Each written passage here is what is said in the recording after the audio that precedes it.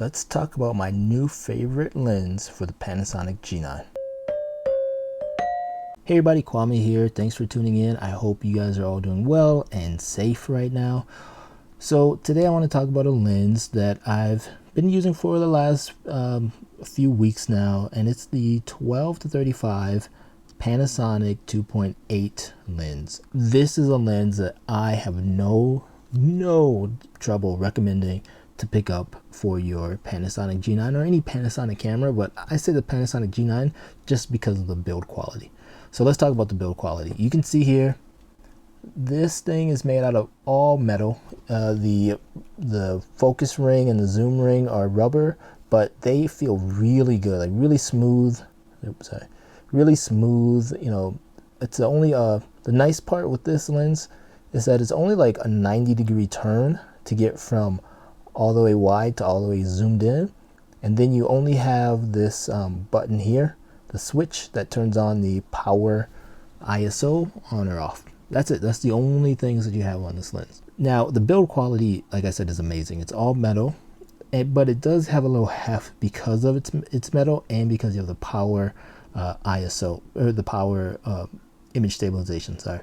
So for that reason, that's why I like pairing it with the G9, because the G9 is built like a tank. And with this lens, you have a nice weather sealed lens, weather sealed body, image stabilization in both of them, so you're getting dual image stabilization for pictures and video. You can't go wrong with this. And with this being an f2.8 zoom lens, one of the knocks that I always hear about micro four thirds cameras is their low light ability. And granted, they're not the greatest in low light because of the size of their sensor, but this lens, I was able to get really good pictures and video shot, you know, at night with just the incandescent lights that we have in the house. If you're a video shooter, you will be very happy to know that the lens does not make any noise when it's focusing. So I did a quick little test where I put up 3 Lego guys and focused just by touching the back of the screen in between the 3 guys, and it was silent. It worked fine. Alright, so this is self-recording at f2.8 at 12 millimeters. It's as wide as it can go. I'm shooting at ISO 400. I should probably be way lower than that since I'm outdoors, and I'm using an ND filter, which I like. It's the same thread size as the 12-60. But we'll see how it looks with the walking back and forth test. Let's do that. There we go. Let's see. Walking back and forth, trying to see how well dual image stabilization works on this thing. So it's using the in-body camera and the lens, walking back and forth. I hate these tests, but it does give you a good view of how image stabilization works. Now, I'm not a vlogger, and so I apologize if it's windy I'm doing this, but this is the time I had to try this out. At the time of recording, this lens cost about $800. Now, for $300 less, you can pick up the 12-60 millimeter lens. This is the lens that I've been using for a while now. I can't remember when I got this lens, but I've been using it for a while. It also has image stabilization. It's also weatherproof, weather resistant, sorry. However, the build quality isn't as great. Like, it is metal, like you can feel the metal, but there's some plastic elements and the glass isn't as great. Also, it doesn't have power image stabilization, so it just has the built, like the regular image stabilization. Honestly, I don't personally see a difference, right? If you're shooting video and you're doing like running gun walking stuff, maybe that's probably when you'll see a difference. But for the type of videos I shoot, the type of pictures I shot, this image stabilization with this camera works just fine. Other than the focal length, right, the difference between this lens and this lens is this has a constant f2.8. This goes from a 3.5 to a 5.6. However, Panasonic also makes a 12-60 f2.8 to f4 that is $900. So $500 for this one, $800 for this one, or $900 for the 12-60. if you can afford the 12 to 60, maybe you get that. But for a lot of people, the 35, the 12 to 35 is going to be just fine. Now, in full frame equivalent, that is a 24 to 70 f2.8 or something like that, like with the conversion. So just to give you a reference, the 24 to 70 Sony f2.8 lens right now is on sale for $2,000, right? So you're looking at, a much bigger lens, obviously for the full frame lenses and stuff, but also a much more expensive lens, right? And here you're getting a smaller lens with the same focal distance, and granted, like the f-stop, whatever, but overall, this is a really good lens. One thing I love about this lens is that when you retract the lens all the way at you bring it all the way down to 12, it sits all the way on the lens, like it's fully compact.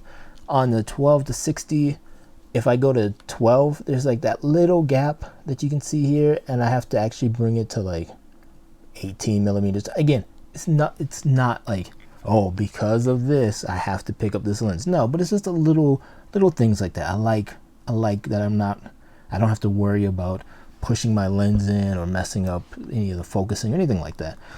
Now, having said all those nice things about this lens, I am going to be sending this back because the way that I use this camera. So this is a video camera for me, and I use it only for video.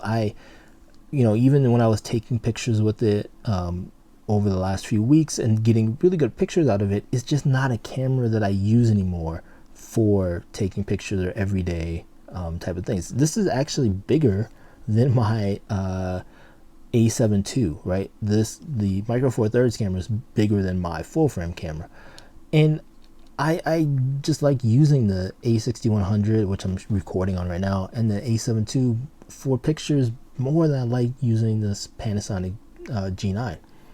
So for that reason, I'm going to stick with my 12 to 60 millimeter lens. But if you have a Panasonic G9 or any Panasonic camera, this 12 to 35 is, I think, a must buy. Like, obviously you can get away with not buying it, but if you're looking for a good general zoom lens, this is a really good option. This is a great option. The 12 to 60 f2.8 to f4 is also another good option. So, yes, Micro Four Thirds has limitations, but you can still get really good pictures with really good lenses for this system. Now, the reason why I say this works great for a Panasonic camera is because of the lens and the camera manufacturer are the same, so they talk with each other, and so because of that, you're getting a much better image stabilization in video and in pictures. You could put this on a Olympus camera, but if you have an Olympus camera, you should look at the 12 to 40 f2.8. It's about the same price, I believe, maybe a little bit more, but that's going to talk to your Olympus camera a lot better. However, because of Micro Four Thirds, you can use this on any Micro Four Thirds camera, even like a Blackmagic camera. So I hope this little review of this lens has helped you. If you have a Panasonic G9, I highly recommend getting this lens as your second lens. I told you the first lens is the 25 1.7. The second lens you should get is this 12 to 35 2.8.